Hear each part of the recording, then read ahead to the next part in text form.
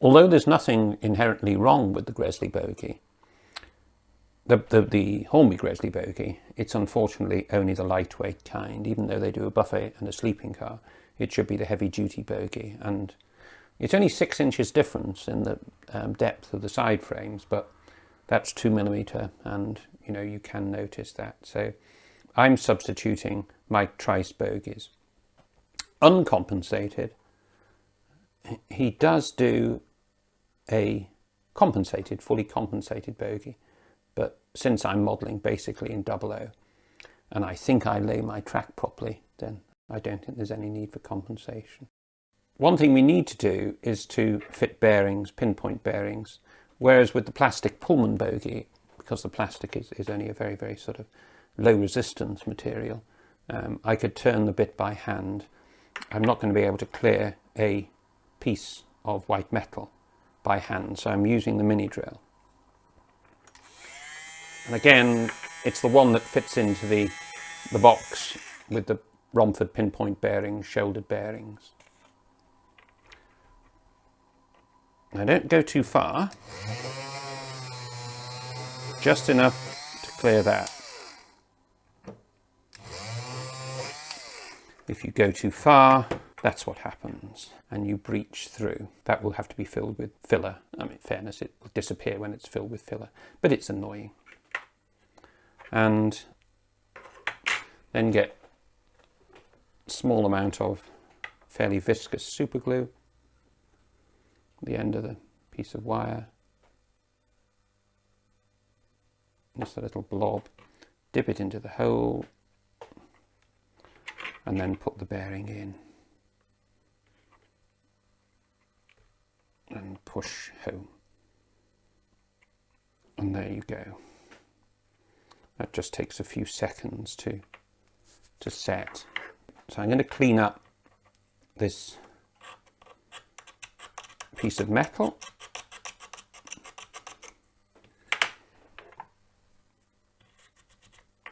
I've already soldered one frame together. Clean that up.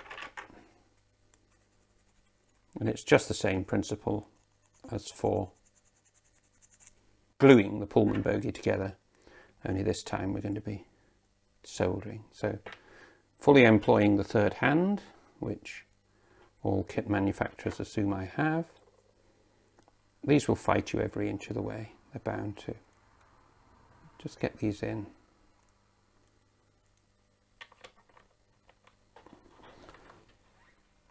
Just check that all is as it should be. Once again, mark its wheels. Make sure it's square. You can be quite hard in on the bogies, because I'll explain what we do afterwards. And just a little blob of solder on the top.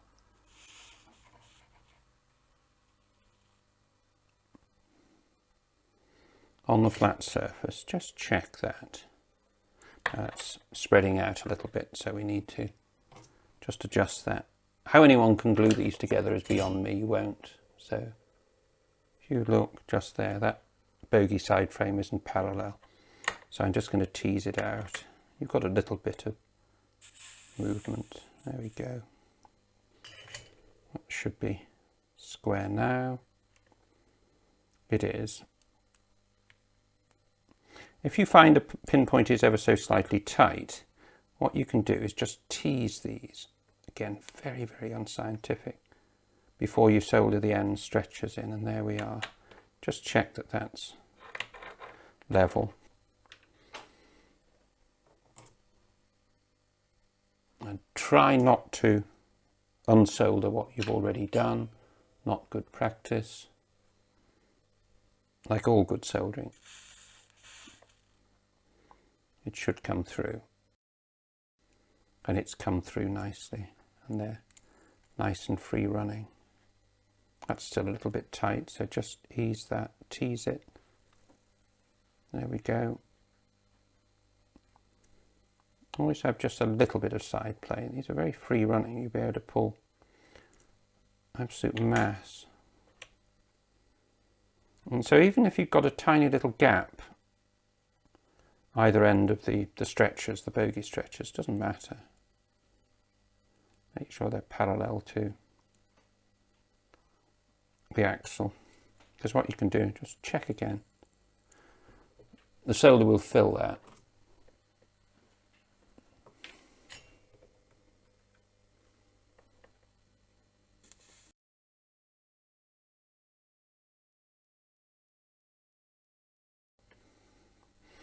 There we are, a very, very solid, rigid bogey. You've got these little springs to fit on. I won't fit these on for the moment. Just explain. They're cosmetic. They even give you, Mike Trice even gives you all the brakes, but since I build layout coaches and you can't see the brakes anyway, I don't bother fitting those on. It's basically because I'm lazy. Just clean them up. And they just fit into behind that position like that, and the brakes just go there, and in my opinion they're invisible, so I don't bother. Mike Trice gives you what are they, 10BA bolts to hold these things on. I don't think that's sufficient, especially when you have a great crater that was left behind by the Hornby plug. So what I've done, this is a 1/8 bearing, which is a snug fit. It gives you a little bit of adjustment. That's been fitted in, glued in, and you can tell there that it now closes that up, and then it's a snug fit, or a nice fit for a 6BA bolt to hold it on. And Mike gives you a little sort of stretcher that the bogey bolster fits on, which is there. So what we have to do is open those out sufficiently so that our 6BA screw will go through. Very useful, these broaches.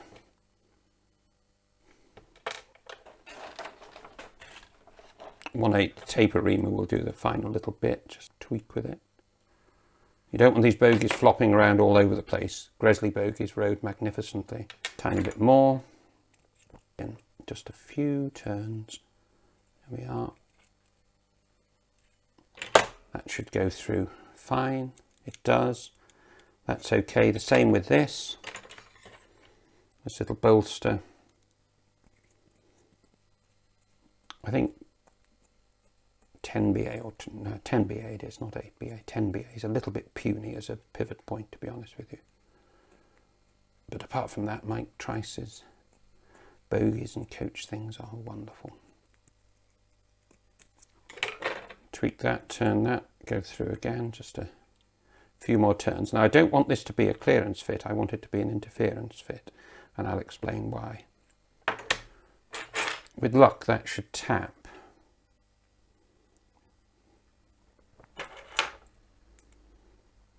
Now the clever guys use a tap. Well, white metal is notorious. It only needs, it's only just one job, this, so the brass screw will tap itself. And in a moment I'll explain why. There we go. That's now tapped itself. Because I want some adjustment on this for ride height and whether or not the bogey is absolutely dead center. You can't always tell that, so I'm going to pass that through, put that, screw that like so.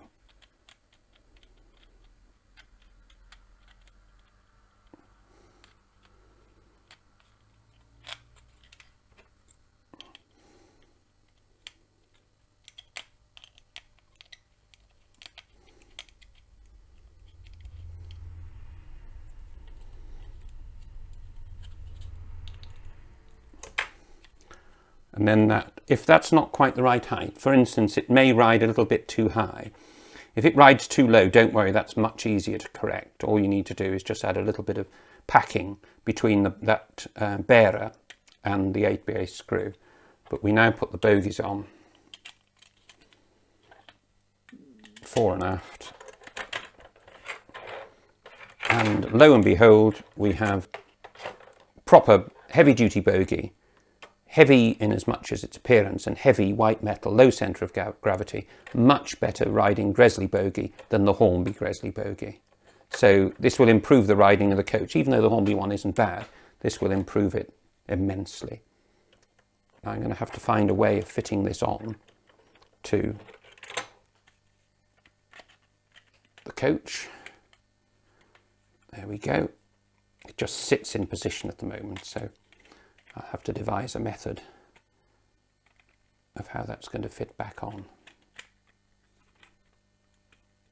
There we go. Try and hold it all together. Didn't work. It will work when the other side is on, but that's it, just dropped on. Heavy duty bogie, complete with hole, which I foolishly drilled right through. Adjustable bearers now, so at the moment that looks to be perfect, but never assume that. If it can go wrong, it will go wrong. And if you assume it'll go right, it'll go wrong even more. So learn that principle. And although it's nowhere near the same finished state as the original Gresley coach, we're now making a restaurant first. It's got the correct tumble home, it's got the correct heavy duty bogies, it's got the beading in the right place. With luck, when it's finished and painted, it will be a superior model, which is the whole point of doing it, even though it takes ages and ages. Remember, it's the end result that matters, and we're getting there. These are the bogie footboards of the original one. They will have to be removed and replaced underneath the doors. There, there'll have to be one there, and so on and so on. But it's now really a question of repetition, and the next time we visit this coach, it will be in a far more advanced state. But anything that's done to it, we will have covered already. So you won't miss anything, but look out for the next stage when it'll be far more advanced.